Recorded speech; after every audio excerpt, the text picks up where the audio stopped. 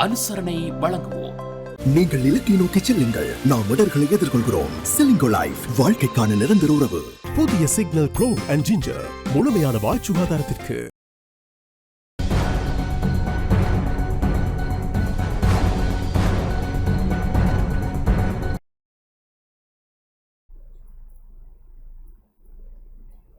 வணக்கம். டான் தமிழொலியின் இரவு நேர பிரதான செய்திகளுடன் இணைந்திருப்பது கோபிகிருஷ்ணா கோஷிகா. முதலில் தலைப்புச் செய்திகள்.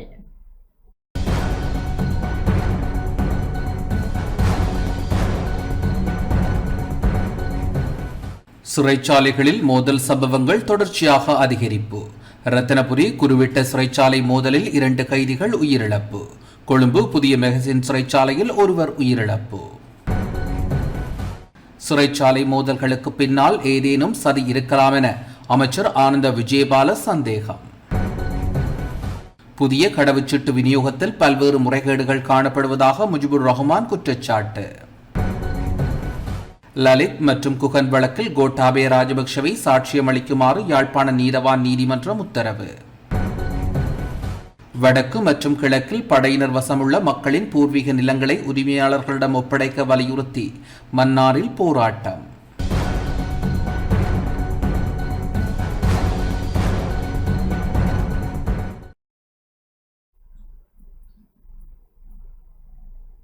தொடர்வன முதன்மை செய்திகள்.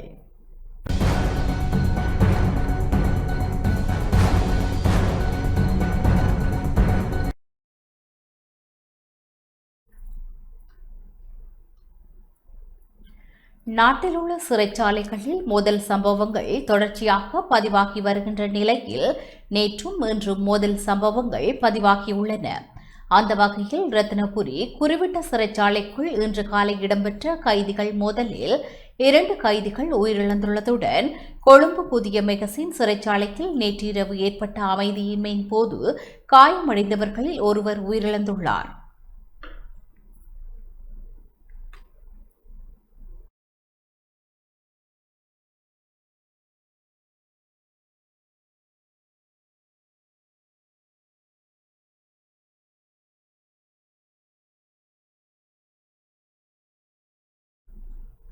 இரத்தினபுரி மாவட்டத்தின் குருவிட்ட சிறைச்சாலைக்குள் இன்று காலை இடம்பெற்ற கைதிகள் மோதலில் 2 கைதிகள் உயிரிழந்துள்ளதுடன் மேலும் 4 கைதிகள் காயமடைந்துள்ளனர். நேற்றிரவு சிறைச்சாலைக்குள் ஏற்பட்ட பதற்ற நிலை கட்டுப்பாட்டுக்குள் கொண்டுவரப்பட்டிருந்தது. எனினும் இன்று காலை மீண்டும் கைதிகளுக்கிடையே பதற்றம் தீவிரமடைந்து மோதலாக மாறியதாக கூறப்படுகின்றது. நிலைமையை கட்டுப்பாட்டுக்குள் கொண்டு வருவதற்காக போலீசார் கண்ணீர் புகை பிரயோகம் மேற்கொண்டனர். சம்பவத்தில் காயமடைந்த 4 கைதிகள் உடனடியாக வைத்தியசாலையில் அனுமதிக்கப்பட்டு சிகிச்சை பெற்று வருகின்றனர். இதனிடையே பதற்றத்தின் போது சிறைச்சாலைக்குள் அமைந்துள்ள வைத்தியசாலை கட்டிடத்திற்கும் கைதிகளினால் சேதம் விளைவிக்கப்பட்டுள்ளதாக தகவல்கள் தெரிவிக்கின்றன.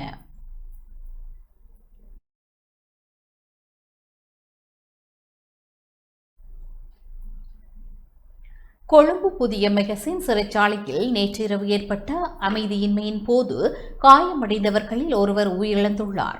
இந்த சம்பவத்தில் காயமடைந்த 11 கைதிகள் வைத்தியசாலையில் அனுமதிக்கப்பட்டிருந்த நிலையில் ஒருவர் உயிரிழந்துள்ளதாக போலீசார் தெரிவிக்கின்றனர். சிறைச்சாலைக்கு வெளியில் இருந்து பொதியொன்று எறியப்பட்ட நிலையில் அதனை சிறைச்சாலை அதிகாரி ஒருவர் கைப்பற்றியதாக கூறப்படுகின்றது. இதனையடுத்து சிறைச்சாலைக்குள் இருந்த கைதிகள் குழு ஒன்று அமைதியின்மையை ஏற்படுத்தியுள்ளதாக தெரியப்படுகின்றது. இந்நிலையில் கொழும்பு புதிய மெகசின் சிறைச்சாலையில் நேற்றிரவு ஏற்பட்ட பதற்ற நிலைமை கட்டுக்குள் கொண்டுவரப்பட்டுள்ளதாகவும் 9 கைதிகளை வேறு சிறைச்சாலைக்குள் மாற்ற நடவடிக்கை எடுக்கப்பட்டுள்ளதாகவும் சிறைச்சாலைகள் பேச்சாளர் தெரிவித்துள்ளார். சிறைச்சாலையின் பாதுகாப்பிற்காக போலீஸ் விசேட அதிரடிப்படையினர் மற்றும் முப்படையினர் ஈடுபடுத்தப்பட்டுள்ளதாக கூறிய அவர் நேற்று ஏற்பட்ட சூழ்நிலையை கட்டுப்படுத்துவதற்கு முப்படை அதிகாரிகள் ஒத்துழைப்பு பெறப்பட்டதாகவும் குறிப்பிட்டார்.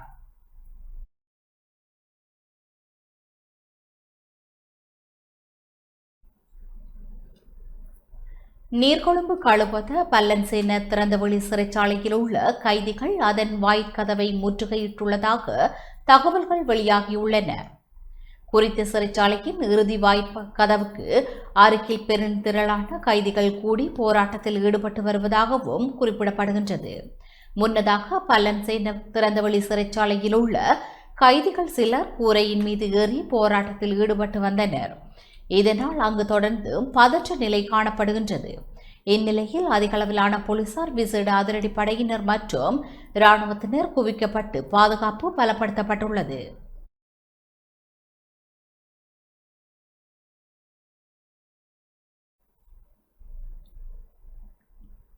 நாடளாவிய ரீதியில் சில சிறைச்சாலைகளில் ஏற்பட்டுள்ள பதற்றமான சூழ்நிலையை தொடர்ந்து யாழ்ப்பாணம் சிறைச்சாலையில் பாதுகாப்பு ஏற்பாடுகள் தீவிரப்படுத்தப்பட்டுள்ளன.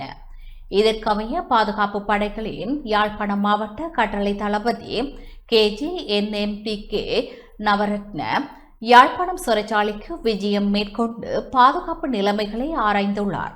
அத்துடன் இராணுவ அதிகாரிகள் பலரும் மேலதிக பாதுகாப்பு பணிகளுக்காக ஈடுபடுத்தப்பட்டுள்ளதுடன் போலீஸ் தரப்பில் யாழ்ப்பாணம் மாவட்ட பிரதி போலீஸ் மா அதிபர், மாவட்ட சிரேஷ்ட போலீஸ் அத்தியட்சகர் மற்றும் பல போலீஸ் நிலையங்களின் பொறுப்பதிகாரிகள் சிறைச்சாலைக்கு வருகை தந்து கலந்துரையாடலில் ஈடுபட்டனர்.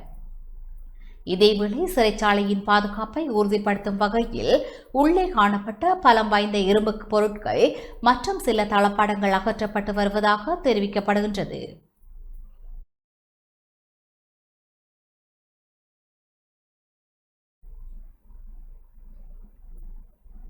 மட்டக்களப்பு சிறைச்சாலையின் பாதுகாப்பினை உறுதிப்படுத்தும் வகையில் பாதுகாப்பு பலப்படுத்தப்பட்டு வருகின்றது. மட்டக்களப்பு சிறைச்சாலையின் பாதுகாப்பு பலப்படுத்தப்பட்டுள்ளதுடன் சிறைச்சாலையினை சூழவுள்ள பகுதிகளில் ரோந்து பணிகளில் இராணுவத்தினர் ஈடுபடுத்தப்பட்டு வருகின்றனர். இன்று காலை முதல் சிறைச்சாலையினை சூழ பாதுகாப்பு படையினர் இராணுவத்தினர் ஈடுபடுத்தப்பட்டிருந்த நிலையிலும் பிற்பகலுக்கு பின்னர் இராணுவத்தினர் அங்கிருந்து சென்ற நிலையில் ரோந்து பணிகள் முன்னெடுக்கப்பட்டு வருகின்றன. போலீஸ் மா அதிபரின் ஆலோசனைக்கு அமைவாக மட்டக்களப்பு மாவட்ட சிரேஷ்ட போலீஸ் அத்தியட்சகர் சிறைச்சாலைக்கு சென்று சிறைச்சாலையின் பாதுகாப்பு நிலைமைகள் குறித்து கேட்டறிந்து கொண்டார். அண்மையில் நீர்கொழும்பு சிறைச்சாலையில் இடம்பெற்ற கலவரத்தினை தொடர்ந்து அங்கிருந்து 53 சிறை கைதிகள் மட்டக்களப்பு சிறைச்சாலைக்கு மாற்றப்பட்டிருந்தனர். இந்நிலையிலேயே மட்டக்களப்பு சிறைச்சாலையின் பாதுகாப்பினையும் பலப்படுத்துவதற்கான நடவடிக்கைகள் முன்னெடுக்கப்பட்டு வருகின்றன.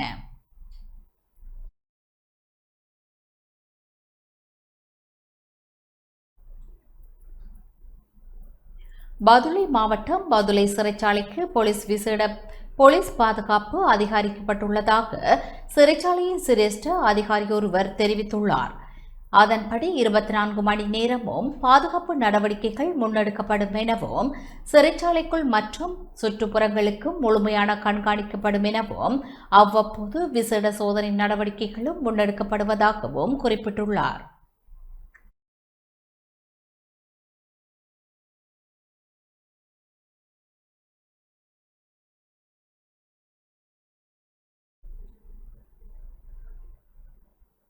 சிறைச்சாலை மோதல்களுக்கு பின்னணியில் ஏதேனும் சதி அல்லது சீர்குலைப்பு நடவடிக்கைகள் இருக்கலாமோ என்ற சந்தேகம் எழுந்துள்ளதாக பொதுமக்கள் பாதுகாப்பு அமைச்சர் ஆனந்த விஜயபால தெரிவித்துள்ளார். நாடளாவிய ரீதியில் உள்ள பல்வேறு சிறைச்சாலைகளில் தொடர்ச்சியாக ஏற்பட்டு வரும் அமைதியற்ற சூழ்நிலைகள் மற்றும் மோதல்களுக்கு பின்னணியில் ஏதேனும் சதி அல்லது சீர்குலைப்பு நடவடிக்கைகள் இருக்கலாமோ என அரசாங்கத்திற்கு சந்தேகம் எழுந்துள்ளதாக பொதுமக்கள் பாதுகாப்பு அமைச்சர் ஆனந்த விஜயபால தெரிவித்துள்ளார். சிறைச்சாலைகளில் இடம்பெற்று வரும் மோதல் சம்பவங்கள் தொடர்பில் எதிர்க்கட்சித் தலைவர் சஜித் பிரேமதாச எழுப்பிய கேள்விக்கு பதிலளிக்கும் போதே அவர் இதனை தெரிவித்தார். පහුගිය දින කීපය පුරාම මේගම බන්ධනාගාරය තුළ සිදූ ගැටුවෙන් පසුව මහර බන්ධනාගාරය තුළත් கடந்த சில நாட்களாக நீர்கொழும்பு சிறைச்சாலையில் நிலவிய மோதலை தொடர்ந்து மார சிறைச்சாலையிலும் பதற்றமான சூழல் நிலவியது. நேற்றிரவு 10-15 மணியளவில் மெகசின் சிறைச்சாலையின் கதவை உடைத்துக் கொண்டு சுமார் 40 பேர் கொண்ட கைதிகள் குழு வெளியே வந்து கலவரத்தில் ஈடுபட்டது. நிலைமையை கட்டுப்படுத்த சிறைச்சாலை அதிகாரிகளும் விசேட அதிரடி படையினரும் தலையிட்டனர். இந்த சம்பவத்தில் ஒருவர் உயிரிழந்ததுடன் 10 பேர் காயமடைந்து கொழும்பு தேசிய மருத்துவமனையில் அனுமதிக்கப்பட்டுள்ளனர். இன்று காலை 6:30 மணியளவில் குருவிட்ட சிறைச்சாலையில் ஏற்பட்ட மோதலில் 2 உயிரிழந்துள்ளதுடன் காயமடைந்த 13 பேர் ரத்தினபுரி மருத்துவமனையில் சிகிச்சை பெற்று வருகின்றனர். நீர்கொழும்பு பல்லன்சேன சிறைச்சாலையில் காலை உணவுக்காக விடுதியிலிருந்து வெளியே அனுப்பப்பட்ட சுமார் 30 கைதிகள் மீண்டும் உள்ளே செல்ல மறுத்து விடுதியின் கூரை மீது ஏறி போராட்டத்தில் ஈடுபட்டு வருகின்றனர். போதைப்பொருள் ஒழிப்பு மற்றும் பாதாள உலக குழுக்களின் நடவடிக்கைகளை ஒடுக்குவதே இந்த அமைதியின்மைகளுக்கு உடனடி காரணமாக அடையாளம் காணப்பட்டுள்ளது. இருப்பினும் குறுகிய காலத்தில் பல்வேறு சிறைச்சாலைகளில் அடுத்தடுத்து இவ்வாறான சம்பவங்கள் நிகழ்வது ஒரு திட்டமிட்ட சதி செயலாக இருக்கலாம் என்ற சந்தேகமும் எழுந்துள்ளது. கைதிகள் மற்றும் அதிகாரிகளின் உயிர்களுக்கு பாதிப்பு ஏற்படாத வகையில் இந்த கலவரங்களை கட்டுப்பாட்டிற்குள் கொண்டுவர போலீசாரும் சிறைச்சாலை திணைக்களமும் இணைந்து தீவிர நடவடிக்கைகளை மேற்கொண்டு வருகின்றன. பல்லன்சேன தவிர ஏனைய அனைத்து சிறைச்சாலைகளிலும் தற்போது நிலைமை முழுமையாக கட்டுப்பாட்டுக்குள் கொண்டு வரப்பட்டுள்ளன. සහ කැරලිකාරත්වයන් මර්ධනය කිරීම තමා ආණ්ඩුවේ වුවමනාව. ඒ වෙනුවෙන් කැපවී සිටිනවා.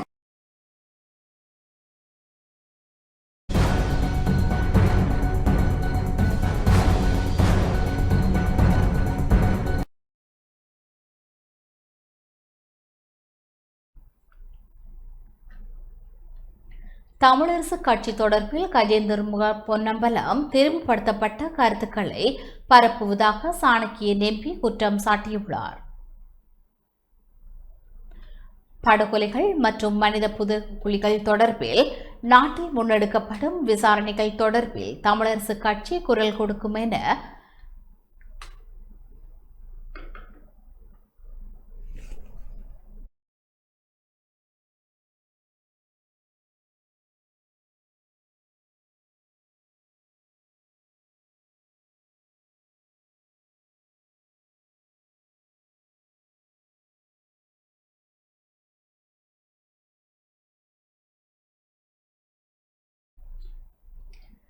தமிழரசு கட்சி குரல் கொடுக்கும் போது அதனை உள்ளக விசாரணையை ஏற்பதாக நாடாளுமன்ற உறுப்பினர் கஜேந்திரகுமார் பொன்னம்பலம் எம்பி தெரிவுபடுத்துவதாக சாணக்கியன் எம்பி குற்றம் சாட்டியுள்ளார்.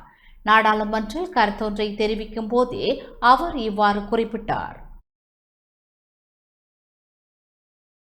How many incidents relating to alleged enforced disappearances, killings, massacres and other serious offences committed during the armed conflict in the northern and eastern provinces are presently registered in the records of the Sri Lanka Police or the Criminal Investigation Department. Now, the reason why I say this, Honourable Minister, is Satrakondan is just one incident out of hundreds and thousands of incidents across the north and the east. Now, we have in Vaunia, we have in Chettikulam, Sermamadu, and in Mullaitivu, we have Odiyamalai. All three of these massacres happened on the same day. And then in Jaffna, the Kumuduni boat. In Ampara, Trayakani, Udumbankulam, Veeramunai, Batiklo, Vandaramula University, Mahaladithivu. So the list goes on and on.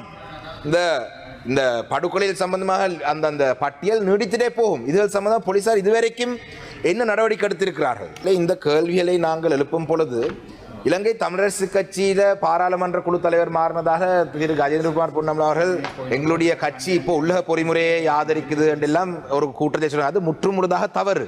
நாங்கள் எப்பொழுதும் ஒரு சர்வதேச விசாரணை தான் வேணும் என்ற நிலைப்பாட்டில் நாங்கள் இருக்கிறோம். நாங்கள் உள்ளக பொறிமுறை, அரசாங்கம் உள்ளக பொறிமுறையிலே சில விசாரணைகளை மேற்கொள்றதாக இருந்தால் அது சம்பந்தமாக இருக்கிற சில புலைகளை சுட்டி காட்டுவது நான் செய்து வரும் ஒரு விடயம். சாணக்கியன் எம்பியின் குற்றச்சாட்டு தொடர்பில் ஒழுங்கு பிரச்சினைகள் எழுப்பிய பதிலளித்த கஜேந்திரகுமார் எம்பி செம்மணி தொடர்பில் அரசாங்கத்திற்கு ஆதரவான கருத்தை சாணக்கியன் முன்வைத்ததாக சுட்டிக்காட்டினார்.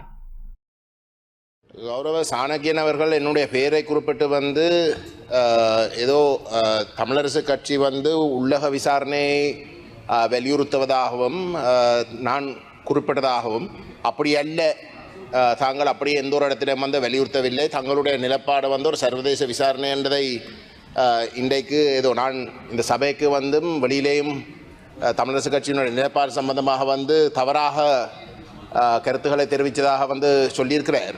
இந்த சபையிலேயே செம்மணி புதைக்குழிகள் சம்பந்தமாக 77 கேள்வி பதில் தெரிவிக்கின்ற வகையிலே சாணக்கியன் அவர்கள் தெளிவாக சொல்லியிருந்தார். அரசாங்கத்துடைய விசாரணை நடத்துகின்ற பொழுது சர்வதேச கண்காணிப்புகள் அவசியம் என்ற கருத்தை சொல்லியிருக்கிறார்.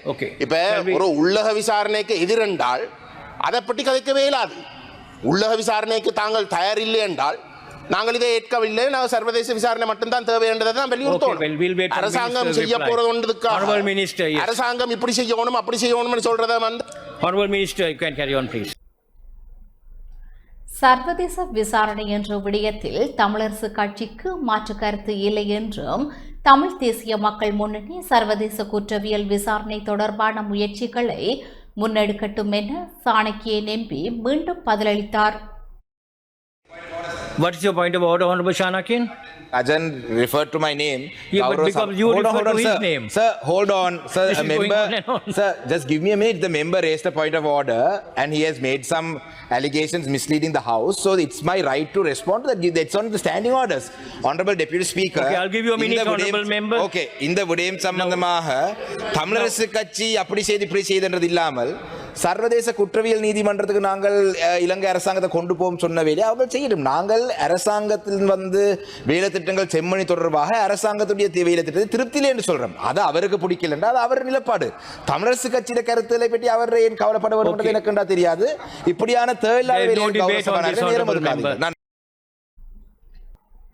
புதிய கடவுச்சீட்டு விநியோகித்ததில் பல்வேறு முறைகேடுகள் காணப்படுவதாக நாடாளுமன்ற உறுப்பினர் முஜிப் ரஹ்மான் குற்றம் சாட்டியுள்ளார். இலங்கையில் தற்போது விநியோகிக்கப்பட்டு வரும் புதிய கடவுச்சீட்டுகளில் பல குறைபாடுகளும் முறைகேடுகளும் காணப்படுவதாக நாடாளுமன்ற உறுப்பினர் முஜிபுர் ரஹ்மான் குற்றம் சாட்டியுள்ளார். நாடாளுமன்றத்தில் இன்று உரையாற்றும் போதே அவர் இதனை தெரிவித்தார்.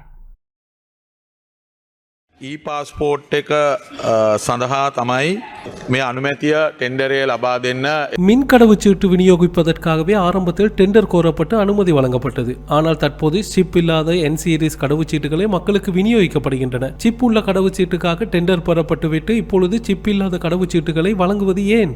மேலும் இந்த புதிய கடவுச்சீட்டுகளில் செலாவணி மாற்று மற்றும் கண்காணிப்பு போன்ற முக்கிய பக்கங்கள் விடுபட்டுள்ளன. கடவுச்சீட்டின் தாள்கள் மிகவும் தரம் குறைந்தவையாக இருப்பதால் குடிவரவு முத்திரை குத்தப்படும் போது மறுபக்கத்தில் மை பரவும் நிலை உள்ளது. சமீபத்தில் முன்னாள் நாடாளுமன்ற உறுப்பினர் ஒருவர் பிரித்தானியா சென்றபோது இந்த கடவுச்சீட்டை எலக்ட்ரானிக் முறையில் வாசிக்க முடியாததால் அது போலி கடவுச்சீட்டு என சந்தேகிக்கப்பட்டு அவர் தடுத்து வைக்கப்பட்டார். முன்னர் 64 பக்கங்கள் கொண்ட கடவுச்சீட்டுக்கு என்ன கட்டணம் பெறப்பட்டதோ அதே கட்டணம் தற்பொழுது 48 பக்கங்கள் கொண்ட கடவுச்சீட்டுக்கும் பெறப்படுகிறது. இதனால் கடவுச்சீட்டு பெறும் ஒவ்வொரு குடிமகனுக்கும் சுமார் 6600 ரூபாய் வரை இழப்பு ஏற்படுகிறது. இந்த இழப்பு குறித்து அரசாங்கம் என்ன நடவடிக்கை எடுக்க போகிறது?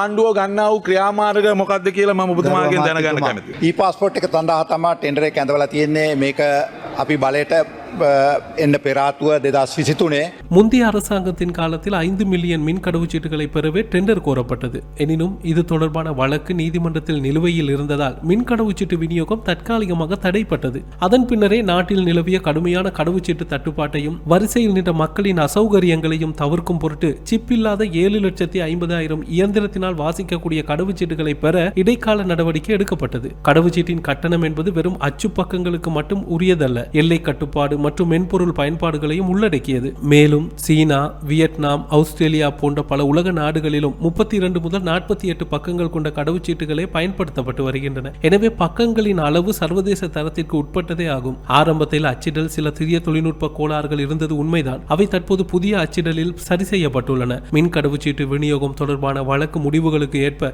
சட்டமா அதிபரின் ஆலோசனையை பெற்று அடுத்த கட்ட நடவடிக்கைகள் எடுக்கப்படும். අමාත්‍ය මණ්ඩලයේ යම් අවස්ථාවල තීන්දුව අරගෙන තමයි ගරු මන්ත්‍රීතුමනි කටයුතු කරමින් ඉන්නේ.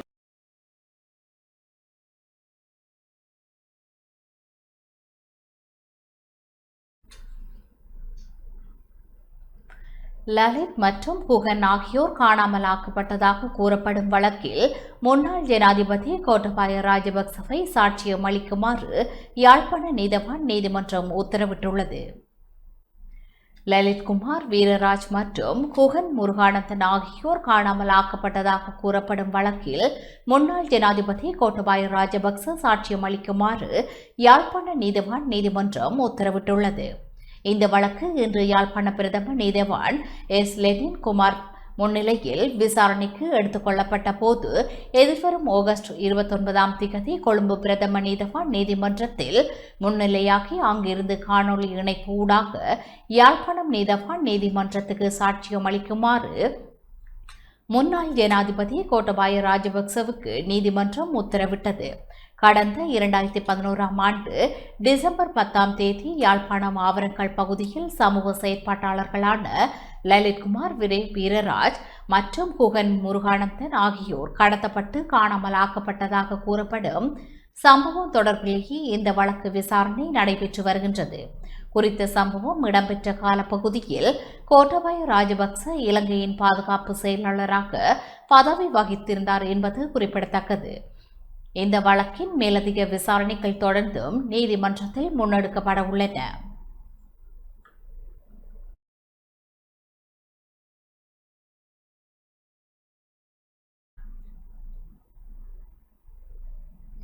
அரசினால் முன்மொழியப்பட்டுள்ள அரசு சாரா தொண்டு நிறுவனங்கள் சட்ட மூலத்தினை நிறைவேற்றினால் அரசு சாரா நிறுவனங்களின் சுயாதீனம் பாதிக்கப்படும் என மட்டக்களப்பு மாவட்ட தொண்டு நிறுவனங்கள் தெரிவித்துள்ளன. அரசினால் முன்மொழியப்பட்டுள்ள அரசு சாரா தொண்டு நிறுவனங்கள் சட்ட மூலத்தினை நிறைவேற்றாமல் ஏற்கனவே இருக்கின்ற பழைய சட்டத்தின் அடிப்படையில் நடைமுறைகளை பெறுமாறு மட்டக்களப்பு மாவட்ட சிவில் அமைப்புகள் வேண்டுகோள் விடுத்துள்ளன. மட்டக்களப்பு மாவட்டத்தில் இயங்கும் சிவில் சமூக செயற்பாட்டாளர்கள் கலந்து கொண்ட ஊடக சந்திப்பு இன்று மட்டு ஊடக அமையத்தில் நடைபெற்ற போதே இக்கோரிக்கை முன்வைக்கப்பட்டது. அமைப்போண்ட ஒரு என்ஜிஓ காரியாலயம் ஒன்றை உருவாக்குறதுக்கு முதல் நேரடியாகவே இந்த சட்ட திருத்தம் மூலமானது ஒரு அமைச்சுக்கு கீழே செல்ல இருப்பதாகவும் இப்போதைய வரைவின்படி ஒரு அமைச்சர் பொறுப்பாக இருப்பார் என்றும் அந்த அமைச்சர் ஒருவரை நியமிப்பார். அவர் ஒரு பணிப்பாளராகவோ ஒரு அதிகாரம் பொருந்திய நபராகவோ இருப்பார். அவருக்கென்று திரும்ப ஒரு அலுவலகமும் அதற்குள் அவருக்கு அந்த பணிகளை மேற்கொள்வதற்கான ஊழியர்களையும் அவர் நியமிப்பார் என்பதுதான் இந்த சட்ட வரைவு சொல்லப்படுகிறது. ஆனால் அந்த ஒரு நிறுவனங்கள் சிவில் சமூகங்கள் சார்ந்த ஒரு வேலை திட்டத்தினை இவர்கள் கையாளும் பொழுது மேலும் மேலும் ஏற்கனவே இருக்கிற சட்டங்கள் மீறப்படுகிறது அல்லது அந்த சட்டத்துக்கு ஒரு அதிகாரங்கள் குறைக்கப்படுற போன்ற விடயங்கள் தொடர்ச்சியாக நடைபெறுவதற்கான வாய்ப்புகள் காணப்படுகிறது. நிர்வாக குறைபாடுகளுக்கும் தீவிரமான குற்றங்களுக்கும் இடையான வேறுபாடு தெளிவாக வகுக்கப்பட்டு விகிதாசார தண்டனை கட்டமைப்பு உருவாக்கப்பட வேண்டும். நிர்வாக குறைபாடுகளை ஒரு தீவிர குற்றங்களாக வரையறை செய்யக்கூடாது. எல்லா நிர்வாக கட்டமைப்புகளிலும் அரச சார்பற்ற நிறுவனங்கள் எல்லாவற்றிலுமே ஒரு நிர்வாக குறைபாடு என்பது தவிர்க்க முடியாத ஒன்று. அந்த நிர்வாக குறைபாடுகளை ஒரு கிரைமாக ஒரு குற்றமாக அதனை பதிவு செய்வதோ நடவடிக்கை எடுப்பதோ தவிர்க்கப்பட வேண்டும் என்பது எங்களுடைய கோரிக்கையாக இருக்கிறது.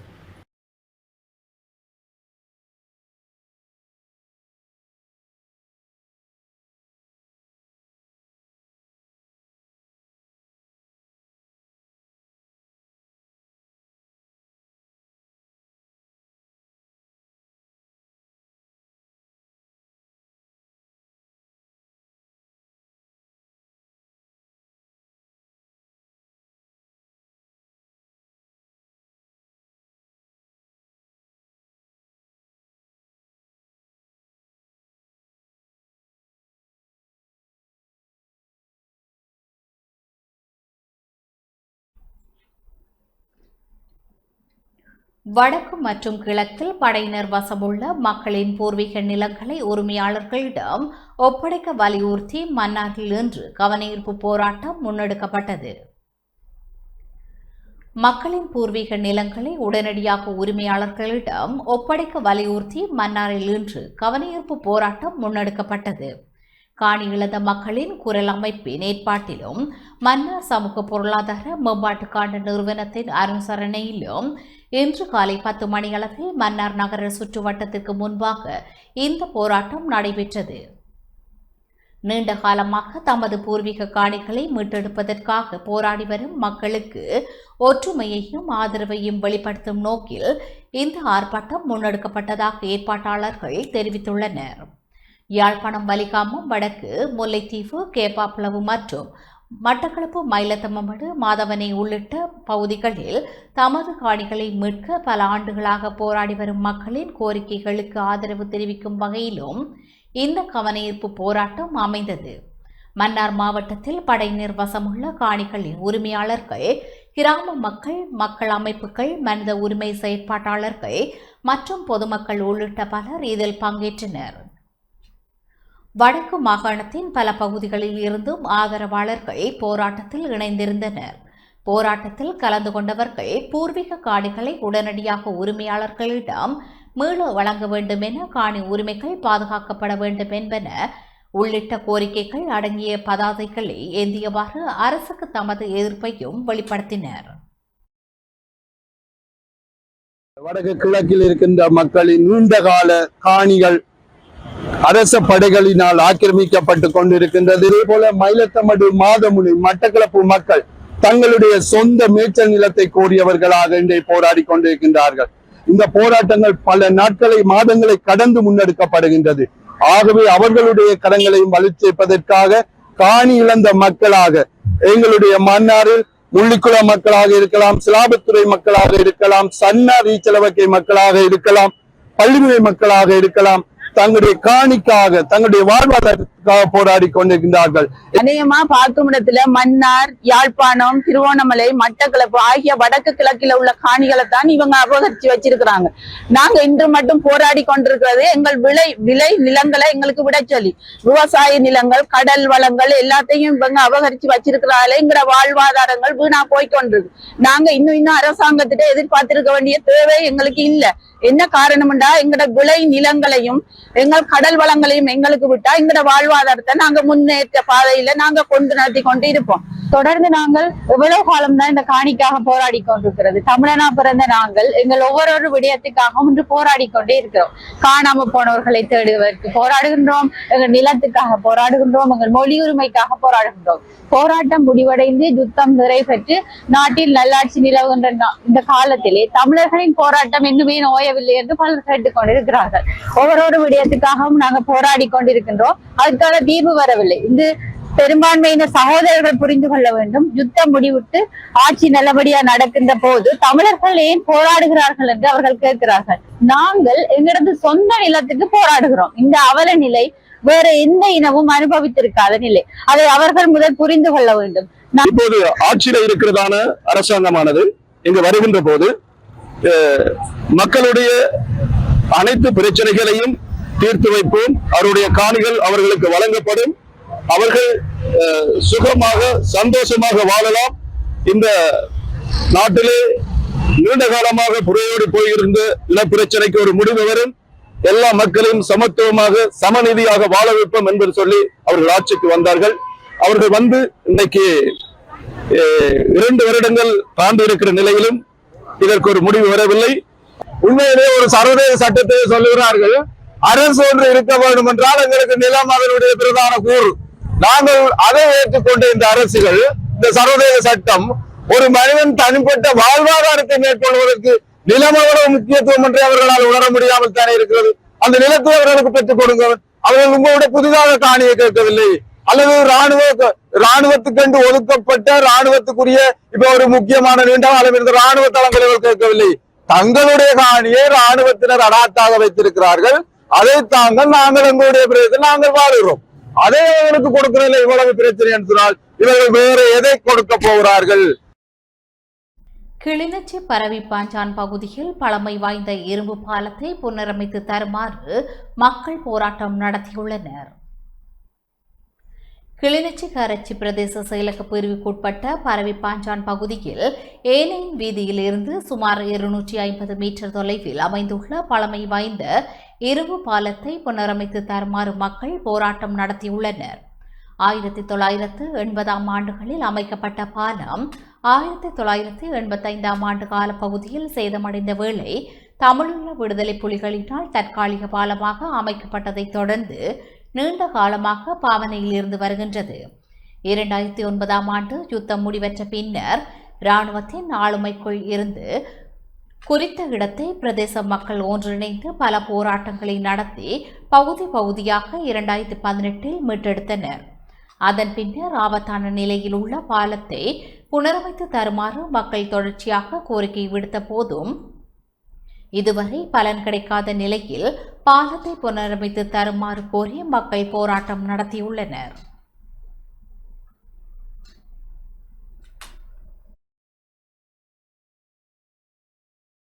இது கிளிநொச்சியில் 2015 பிறகு நிறைய அபிவிருத்தி என்று சொல்கிறார்கள். சரியா A9 இருந்து 200 மீட்டர் பரவி பாஞ்சான் என்ற கிராமம் A9ஓட அண்டி இருக்கு. அதில் 200 மீட்டரில் தான் இந்த பாலம் இருக்குது. ஆனால் இந்த பாலத்தை திட்டமிட்ட வகையில் ஏதோ ஒரு வகையில் போடப்படாமல் இதை அப்படியே தொடர்ச்சியா இந்த பாலம் நாங்கள் இதை கேட்டால் இரிகேஷன் சொல்லும் ஆர்டிஏ சொல்லுது இரிகேஷன் உண்டு. அப்போ யார் இந்த பாலத்தை போடுற அபிவிருத்தி? இப்போ இந்த இதுக்கு கிளிநொச்சின்ற பிரதான ஒரு கிரவுண்டும் மருதநகர் உதயதார கிரவுண்டு இருக்குது. இந்த கிரவுண்டுக்கு வாரண்டா கூட சில வாகனம் கார்கள் சில வாகனம் பெற இல்லாமல் கரடிப்போக்கு வழியாக குளத்தடி வழியாக தான் சுற்றி வருகிறது. மற்றது எங்களுக்கு இந்த பாலத்தால் இங்கே இருக்கிற எல்லாம் விவசாயிகள் நெல்லுகள் கொண்டு போக வேண்டிய கடும் தேவைகள் இருக்கிறது. இந்த பாலம் பரேப்பாஞ்சானையும் மருதநகர் பன்னங்கண்டி மக்களையும் இணைக்கிற ஒரு பிரதான பாலம். இந்த பாலம் A9 வீதியிலேருந்து சிவசுந்தரம் வீதி ஊடாக மருதநகரை இணைக்கிற பாலம். இந்த பாலம் 1980ஆம் ஆண்டு ஆரம்பத்தில் கட்டப்பட்டது. பின்பு 85ஆம் ஆண்டு சேதமாக்கப்பட்டது. இன்று வரை இந்த பாலம் யாராலும் கவனிக்கப்படாமல் இருக்கின்றது. இந்த பாலத்தை பன்னங்கண்டி மருதநகர் விவசாய பெருமக்கள் தங்கள் விவசாய உற்பத்தி பொருட்களை கிளிநொச்சிக்கு சந்தைப்படுத்த கொண்டு போகிறார்கள்.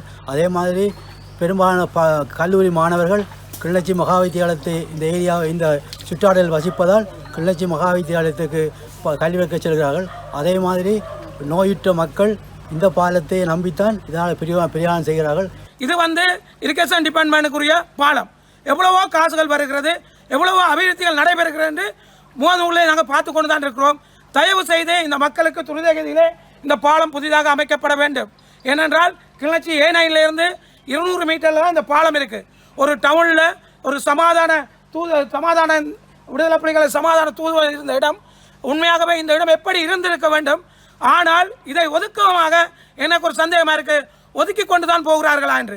ஆகவே இந்த அளவு மக்களும் வேதனைக்குரிய விஷயம் என்னென்றால் இந்த வழியை போன்று வேறு வழியால் செல்ல வேண்டியதாக இருக்கும். கனரக வாகனங்கள் போகிறது, பாலம் மோசமாக இருக்கிறது. தயவு செய்து இதற்கான நல்ல முடிவை ஆளுநரிடமும் அமைச்சரிடமும் இந்த பாராளுமன்ற உறுப்பினர்களிடமும் நான் கேட்டுக்கொள்கிறேன்.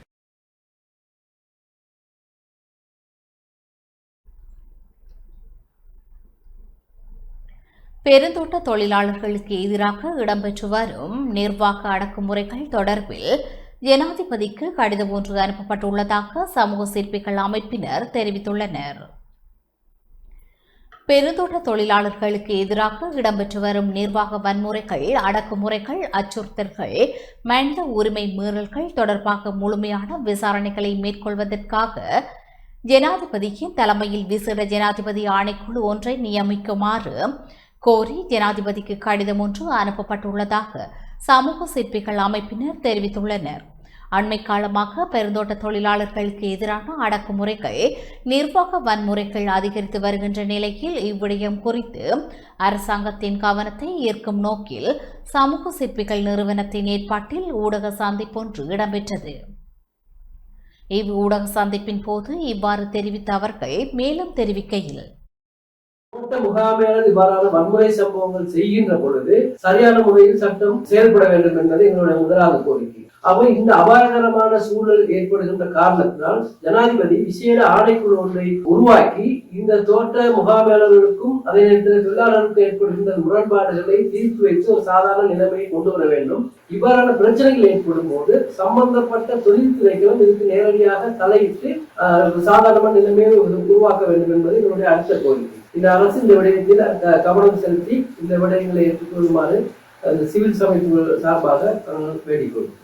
ஹட்டன் பிரகடனத்தில் ஜனாதிபதியின் உரையினும் கூட எமது இளைஞர்களுக்கு சகலதும் நான் செய்து கொடுப்பேன், தொழில் பேட்டையை உருவாக்குவோம், மலையகத்தில் ஒரு புதிய தொழில் வடிவத்தை உருவாக்கி எமது இளைஞர்களுக்கு தொழில்களை வளர்ப்போம் என்று கூறியிருந்தார்கள். ஆனால் 1.5 வருடத்துக்கு மேலாகவும் எந்த விதமான தொழில் சார்ந்த விடயங்களை செய்யவில்லை. நீலகாமம் அதுபோல பலாங்குடை மாரதென்ன பிரதேசத்திலே இவ்வாறான தாக்குதல் சம்பவங்கள் இடம்பெற்றிருக்கின்ற அதே போல நுவரேலியா மாவட்டத்திலே அந்த பல ராகல பிரதேசத்திலும் அதுபோல தோட்டத்திலும் மக்கள் வெளியேற்றப்பட்டிருக்கின்றார்கள் நீதிமன்ற தீர்ப்பின் அடிப்படையில். அதுபோலவே அவிசாவளை பகுதியிலே தொடர்ச்சியாக அடாவடித்தனங்களை இந்த நிர்வாகங்கள் தோட்ட தொழிலாளர்கள் மீது ஏற்படுத்தி வருகின்றார்கள். ஆகவே நாங்கள் இந்த அரசாங்கத்திடம் வேண்டுவது பெருந்தோட்ட சமூக உட்கட்டமைப்பு அமைச்சர், பிரதி அமைச்சர் இந்த இரண்டு அமைச்சர்களுடைய செயற்பாடுகளை பார்க்கின்ற பொழுது தொழிலாளர்கள் மீதான அடக்குமுறைகள் ஏற்படுகின்ற சந்தர்ப்பத்தில் இவர்கள் அந்த இடத்துக்கு செல்கின்றார்கள். உடனடியாக நாங்கள் களத்துக்கு விஜயம் செய்திருக்கின்றோம், நடவடிக்கையை எடுத்திருக்கின்றோம் என்று சொல்லுகின்றார்களே தவிர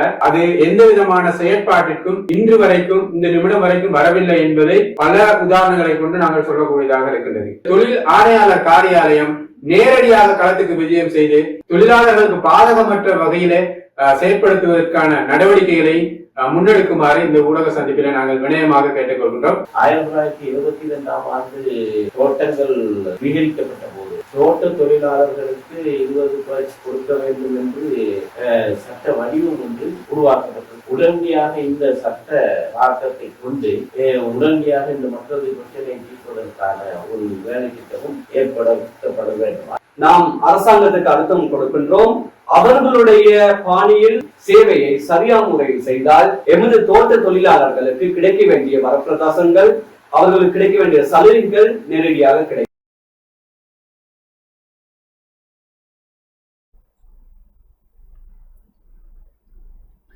அம்பாறை அக்கரைப்பற்று பொத்துவில் பிரதான வீதியில் இடம்பெற்ற விபத்தில் ஆட்டோ சாரதி படுகாயமடைந்துள்ளார்.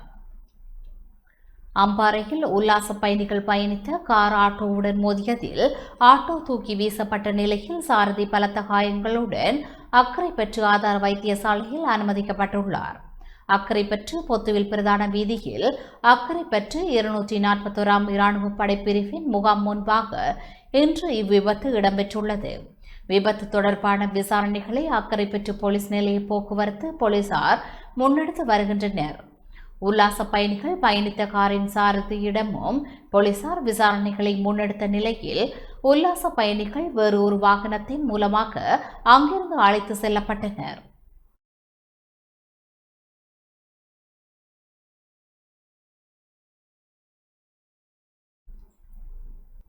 நாடாளுமன்ற உறுப்பினர் கந்தசாமி பிரபு பால் உற்பத்தியில் தன்னிறைவை ஊக்குவித்தல் தொடர்பான தனிநபர் பிரேரணையை நாடாளுமன்றில் சமர்ப்பித்தார். தேசிய மக்கள் சக்தியின் மட்டக்களப்பு மாவட்ட நாடாளுமன்ற உறுப்பினர் கந்தசாமி பிரபு பால் உற்பத்தியில் தன்னிறைவை ஊக்குவித்தல் தொடர்பான தனிநபர் பிரேரணையை நாடாளுமன்றத்தில் முன்வைத்தார். அவரது பிரேரணையில் இவ்வாறு குறிப்பிடப்பட்டுள்ளது.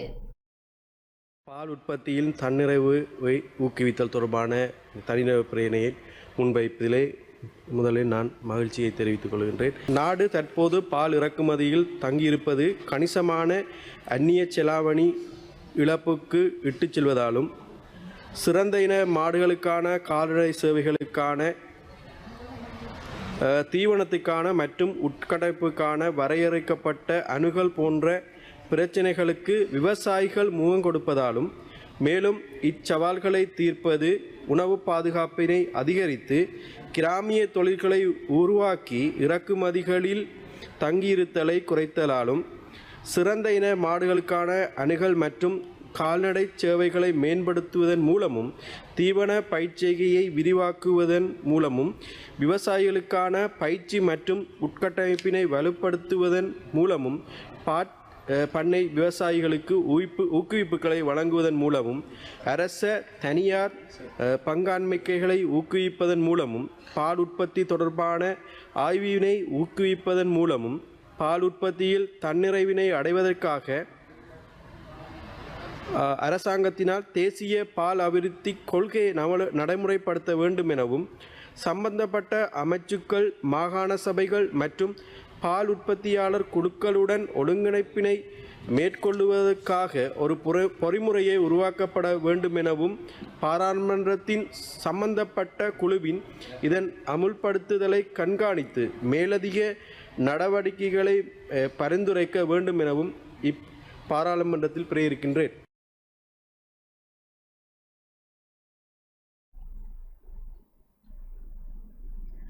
பால் உற்பத்தியில் தன்னிறைவை அடைவதற்கு மயிலத்தமடு மாதவனை மேய்ச்சல் தரை பிரச்சினையை தீர்க்க வேண்டும் என தமிழரசு கட்சியின் நாடாளுமன்ற உறுப்பினர் ஞாபனா ஸ்ரீநேசன் வலியுறுத்தியுள்ளார். எமது அந்நிய செலாவணியை நாங்கள் விரயம் செய்கின்ற அந்த நிலைமையை இல்லாமல் செய்து உள்நாட்டில் இந்த பால் உற்பத்தியை நாங்கள் பெருக்க வேண்டும். பால் தொழிற்சாலைகளை கூட மட்டக்களப்பில் அமைக்கக்கூடிய வாய்ப்பு இருக்கின்றது.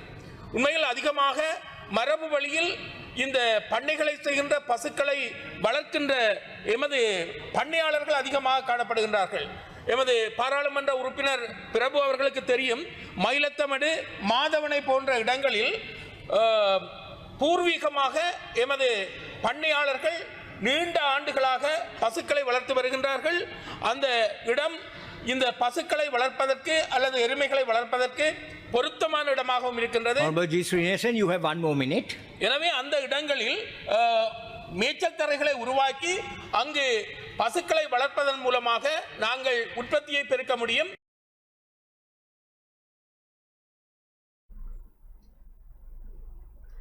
அம்பாறையில் வட்டமடு, மட்டக்களப்பில் மயிலத்தமடு இவ்விரு மேய்ச்சல் தரை பிரச்சினைகளுக்கு உரிய தீர்வினை காண அரசாங்கம் நடவடிக்கை எடுக்க வேண்டும் என அம்பாறை மாவட்ட நாடாளுமன்ற உறுப்பினர் கானா கோடீஸ்வரன் கோரிக்கை விடுத்தார். கந்தசாமி பிரபு அவர்கள் பிரதித்துவம் படுத்துகின்ற மட்டக்களப்பு மாவட்டம், அதில் இருக்கிற மிகவும் முக்கியமான பிரச்சனையாக இருப்பது மாதவனை மயிலத்தமடு மேய்ச்சத்திரை காணி. இந்த காணியை கொடுத்தாலே பால் உற்பத்தியிலே பெரிய ஒரு பங்களிப்பை அந்த பிரதேசத்தில் இருக்கின்ற பண்ணையாளர்களினாலே ஏற்படுத்திக் கொள்ள முடியும். அந்த பால் உற்பத்தியை அதிகரித்துக் கொள்ள முடியும். அந்த விடயத்தை முதலாவது நாங்கள் செய்ய வேண்டும். அரசாங்கத்தை பிரதித்துவப்படுத்துகின்ற கந்தசாமி பிரபு அவர்கள் மயிலத்தரை மாதவனை மேய்ச்சத்திரை காணியை எடுத்து கொடுப்பதற்கான முழு வேலை திட்டங்களை நீங்கள் மேற்கொள்ள வேண்டும். அடுத்ததாக இரண்டாவதாக இருப்பது வட்டமடு பிரதேசம், மட்டமடு மேய்ச்சத்திரை காணி. இன்று 1972ஆம் ஆண்டிலிருந்து அதற்கான 4000 ஏக்கர் காணி ஒதுக்கப்பட்டிருந்தது மேய்ச்சத்திரைக்கு. அங்கே இருக்கின்ற மேய்ச்சத்திரை காணிகள் ஒதுக்கப்பட்டிருந்தாலும் இப்பொழுது தற்பொழுது அந்த மேய்ச்சத்திரை காணியிலே மாடுகளை மேய்ப்பதற்கு தடங்கள் பல ஏற்படுத்தப்பட்டிருக்கின்றது. ஏனென்றால் நீங்கள் பால் உற்பத்தியை மேற்கொள்ள வேண்டும், பண்ணையாளர்களை பாதுகாக்க வேண்டும் என்று சொல்லியிருக்கிறார். ஆனால் வட்டமடுவில் இருக்கின்ற மேய்ச்சத்திரையை இல்லாதொழிக்கின்ற செயற்பாடுகள் மேற்கொள்வதாக நாங்கள் அறியக்கூடியதாக இருக்கின்றது. அண்மையிலும் கூட மாவட்ட ஒருங்கிணைப்பு குழு கூட்டத்திலே அந்த பண்ணையாளர்களுக்கான அந்த மேய்ச்சத்திரை காணியை கொடுப்பதிலே பல தடங்கள் ஏற்பட்டிருக்கின்றது.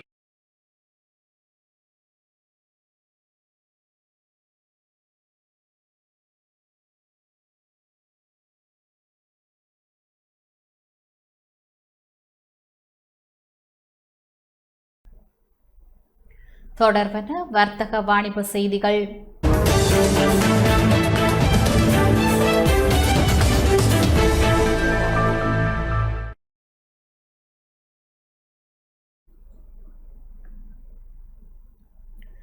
HNB Finance PLC தனது நெல்லியடி கிளையை புதிய இடத்திற்கு மாற்றியுள்ளதாக அறிவித்துள்ளது.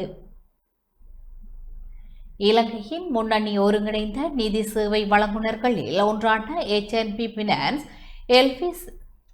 PLC தனது நெல்லியடி கிளையை புதிய இடத்திற்கு மாற்றியுள்ளதாக அறிவித்துள்ளது.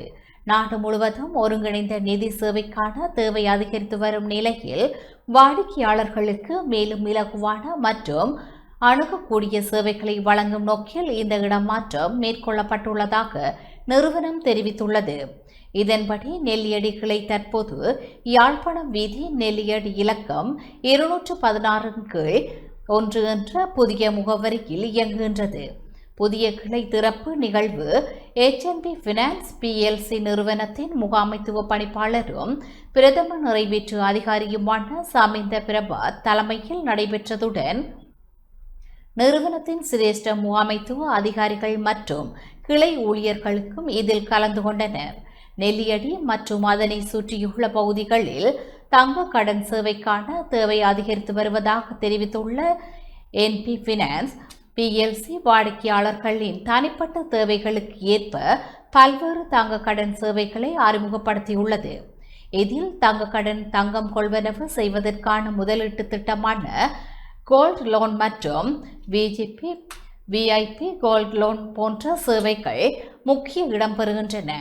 நெல்லியடி கிளை இடமாற்ற நிகழ்வில் கருத்து தெரிவித்த HNB Finance PLC நிறுவனத்தின் முகாமைத்துவ பணிப்பாளரும் பிரதம நிறைவேற்று அதிகாரியுமான சாமிந்த பிரபாத் 26 ஆண்டுகளுக்கு முன்னர் வளர்ந்து வரும் நிறுவனமாக ஆரம்பிக்கப்பட்ட HNB Finance PLC தற்போது அனைத்து நிதி சேவைகளையும் வழங்கும் திறன் கொண்ட நிறுவனமாக வளர்ச்சி அடைந்துள்ளதாக தெரிவித்தார். வாடிக்கையாளர்களின் தேவைகளை பூர்த்தி செய்யும் வகையில் சேவைகளை மேலும் விரிவுபடுத்துவதற்கு நிறுவனம் தொடர்ந்தும் நடவடிக்கை எடுத்து வருவதாகவும் அவர் குறிப்பிட்டார்.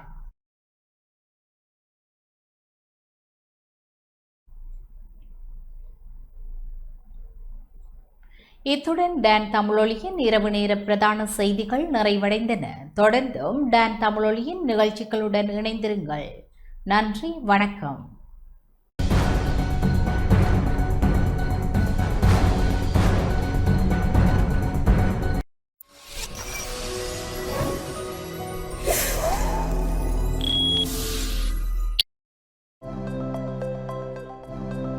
அனுசரணை வழங்கியோர்.